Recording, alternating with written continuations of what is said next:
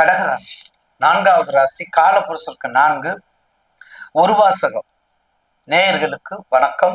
ஒரு வாசக நேயர்கள், ஒரு வாசகம் எமது புதிய யூடியூப் சேனலை சப்ஸ்கிரைப் செய்து ஆதரிக்குமாறு பாதம் பணிந்து வணங்குகின்றேன். ஒரு வாசகம் என்ற புதிய யூடியூப் சேனலை சப்ஸ்கிரைப் செய்து ஆதரவு தருமாறு பாதம் பணிந்து வணங்குகின்றேன். கடகராசி 30/3 கடந்த காலங்கள், கடகராசி கடந்த நிலைகள், கடகராசி தங்களுடைய சொல்லனா துயரங்கள், எல்லாத்துக்கும் ஒரு முடிவுன்னு ஒண்ணு வேண்டும். எல்லாத்துக்கும் ஒரு முடிவு உண்டு. அந்த முடிவு உங்களுக்கு கடகத்துக்கு வந்து விட்டது. அந்த முடிவு இப்ப கடகத்துக்கு வந்து விட்டது. எந்தெந்த வகையில வந்து விட்டது? நீர் சம்பந்தப்பட்ட தொழில வந்து விட்டது. ரியல் எஸ்டேட் கொஞ்சம் பண்ணிக்கங்க. தானிய வகைகள், மலர்கள், நாட்டு மருந்து கடை, சித்த வைத்தியம், ஹோமியோபதி, மெடிக்கல்ஸ், இந்த மாதிரி எல்லாமே நீங்க அதில் கலந்து வச்சுக்கலாம். இப்படி எல்லாம் செய்யும். விவசாயம் கூட நீங்க விவசாயம், கடகத்துக்கு விவசாயம் நல்லா இருக்கும். கடகத்துக்கு விவசாயம் நல்லா இருக்கும். இப்படிப்பட்ட தொழில் எல்லாம் நீங்க கொஞ்சம் ஆதரவு வச்சு, கொஞ்சம் சேகரித்து வச்சு, அடுத்து என்ன ப்ராஜெக்ட் பண்ணணும், நம்ம எப்படி பண்ணணும், நம்ம திசை பத்தி என்ன நடக்குது, நம்ம கடகராசி, கடகத்துக்கு அட்டமாதிபதி யாரு? கும்பம்.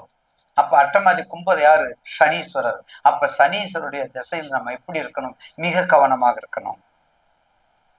அப்ப சனி திசையில சந்திர பித்திருந்தா ரொம்ப மிக மிக கவனமா இருக்கணும் ஐயா சொல்லியிருக்காங்க. அந்த மாதிரி கவனிச்சு ஒவ்வொரு தசா பத்தியும் பார்த்து நம்ம செய்யணும். அப்படி செய்யும் பொழுது கடகராசி நேயர்களுக்கு அந்த கஷ்டங்கள் நீங்கி இந்த சனி பயிற்சி ஒரு புத்து உணர்வை கொடுக்கக்கூடிய நேரம். ஒரு புத்து உணர்வை கொடுக்கக்கூடிய நேரம் தான் இந்த சனி பயிற்சி. வழி காட்டக்கூடியது, வழி வகுக்கக்கூடியது, பாதை காட்டக்கூடியது. அப்படிப்பட்ட கடகராசி நேயர்களுக்கு பாக்கிய சனியாக வருகின்றது. என்ன சனி? பாக்கிய சனி. தகப்பனார் சொத்து, பூர்வீக சொத்துக்கள், பிரச்சனைக்கு உரிய இடங்கள் எல்லாம் தீர்வுக்கு ஒரு வழிகாட்டுவார். எல்லா தீர்வு, எல்லா பிரச்சனைக்கும் ஒரு தீர்வு, எல்லா செயலுக்கும் ஒரு முடிவு, எல்லா காரணத்துக்கும் ஒரு காரியம்.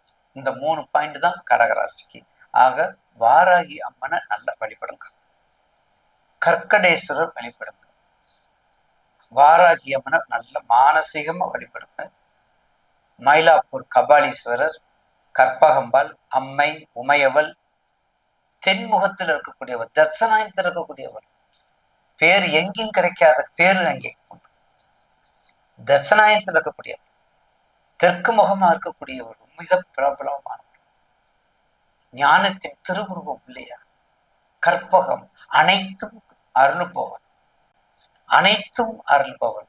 அவளை வணங்கி வந்தா நிச்சயமாக கடகராசி நேயர்களுக்கு இந்த சனி பயிற்சி நிச்சயமாக ஒரு நல்ல பாக்கியத்தை கொடுக்கும்.